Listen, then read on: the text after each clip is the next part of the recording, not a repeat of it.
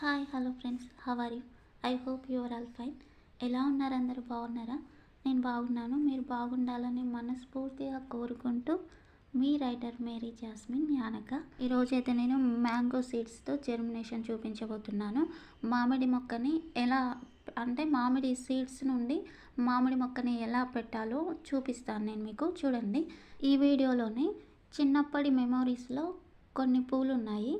ఆ పూల చెట్లను నేను మీకు ఇప్పుడు చూపిస్తాను.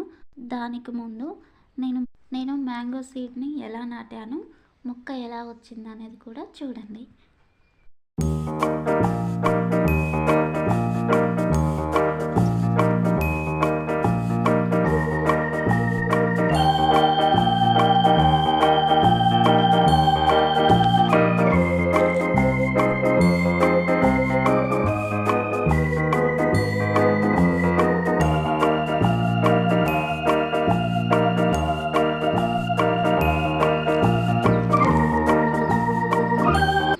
ఈ 2 గ్లాసులు కింద పడైతే ఆ మొలకలు అనేవి ఇరిగిపోయాయి.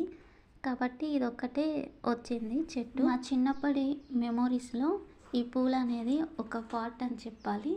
ఎందుకంటే మాకు లంచ్ బ్రేక్ టైం ఉంటుంది కదా, ఆ బ్రేక్లో మా ఫ్రెండ్స్ అందరు మా ఇంటికి వచ్చేవాళ్ళు. ఎందుకంటే మా ఇంటి సైడ్ అయితే ఈ పూలు చాలా ఉండేది, ఈ మొక్కలు. ఆ లంచ్ బ్రేక్ టైంలోనే పూలు మాల కట్టుకొని జడ పొడవున పెట్టుకునే వాళ్ళం. ఆ dark blue colour school dress వడిలో నీలిరంగు కలర్ అది. ఆ వడిలో ఈ ఎల్లో కలర్ గట్టుగోరెంక పువ్వులు తెంపుకొని వేసుకునే వాళ్ళం. ఈ పూలు చూడగానే నేనైతే నా చైల్డ్హుడ్ మెమోరీస్లోకి అయితే వెళ్ళిపోతాను. మీకెంతమందికి ఈ ఫ్లవర్స్ తెలుసు ఫ్రెండ్స్? మీలో కొంతమంది ఈ ఫ్లవర్స్ అసలు చూసి కూడా ఉండకపోయి ఉండొచ్చు.